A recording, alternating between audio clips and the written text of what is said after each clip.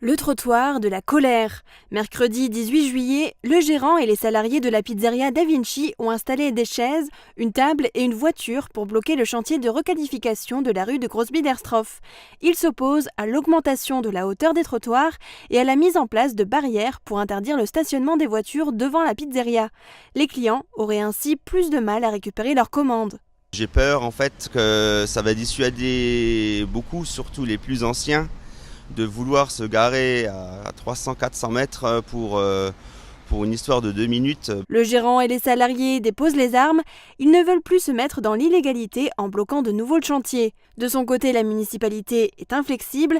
Elle souhaite que le trottoir reste exclusivement piéton entre le rond-point de Velferdin et l'auberge Saint-Walfried.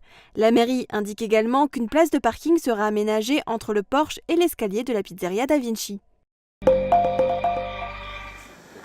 Un camion en verre avec une cuisine équipée, forcément ça attire le regard. Une équipe de la marque Bora suit une tournée européenne pour présenter ses produits innovants. Des tables de cuisson avec un système d'aspiration tout en un. Pas besoin de hotte, cette technologie libère de l'espace et aspire vers le bas. Des démonstrations étaient proposées vendredi sur le parking du magasin Cuisine Leicht à Sarreguemines. Avec ce système, les odeurs se propagent moins dans la pièce et les graisses sont récupérées dans un plateau de réception sous la hotte. Les Lixingeois étaient invités à jouer au foot samedi. La S Lixin a organisé la 3e édition de la manifestation Tout Lixin joue au foot, un tournoi qui réunit des membres du club et les habitants du village. 8 équipes de 10 joueurs se sont inscrites, avec parmi eux des mini-Lixingeois et des seniors. Concernant le club de l'ASL, les entraînements ont repris.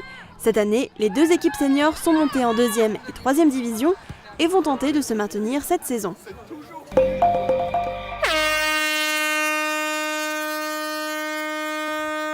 11h tapante samedi, la directrice du golf de Sarreguemines a lancé le grand tournoi de l'année. 52 participants, principalement du club de Sarreguemines, se sont inscrits à cette compétition. Toutes les équipes ont démarré en même temps, chacune a un trou différent du parcours. Il s'agissait d'un scramble à 4. La règle est simple, chaque joueur joue sa balle, l'équipe choisit celle qui est la mieux placée et les 3 autres joueurs reprennent au même endroit. Pour clore la journée, à 18h, une soirée musicale sur le thème de l'Espagne leur a été proposée, avec une paella au menu. Au Street Food Festival, chacun compose son propre menu. Pourquoi ne pas commencer par un burritos à l'avocat en entrée, continuer avec un burger et terminer le repas avec une glace à la vanille noire. La 4e édition de cette fête qui met en avant les fast-foods s'est déroulée ce week-end au Burger Park à Sarrebruck.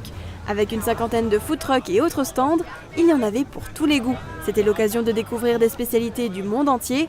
Des Allemands, mais aussi beaucoup de Français se sont laissés emporter au gré des différentes odeurs. Le week-end s'est terminé par une sieste au Moulin de la Blise. Vladimir Spoutnik a invité le public dans son salon aménagé dans la prairie. Un décor vintage, une tasse de thé russe et c'est parti pour un moment de détente. Vladimir a diffusé des musiques slaves très calmes et lu des livres amoureux. Les plus petits avaient droit à un casque audio pour découvrir l'histoire du Petit Prince. Ce rendez-vous insolite fait partie des inattendus du dimanche au Moulin de la Blise. Le prochain rendez-vous, ce sera le 22 août à 15h. Monsieur Ben et ses musiciens présenteront un concert de soul funk. Et moi, dit le cadet, je suis laboureur de sillons mouillés. Le bonhomme fronça le nez. Qu'est-ce donc que ce métier-là ? Prenez conseil de votre épouse, elle saura quoi faire de moi.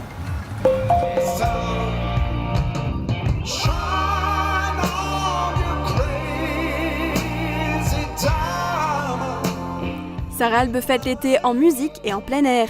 Pour son nouveau mini-festival, la ville a convié les East Floyd, groupe de musiciens qui a fait le show en reprenant les titres des mythiques Pink Floyd. Devant la scène installée à côté de la salle socioculturelle, un public composé principalement d'initiés.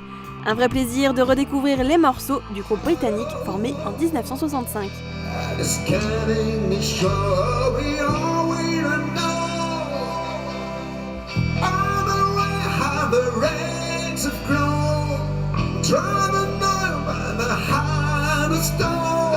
Le festival de Sarralbe se poursuit le samedi 28 juillet avec un concert de musique irlandaise du duo Gilles Le Bigot et Jerry.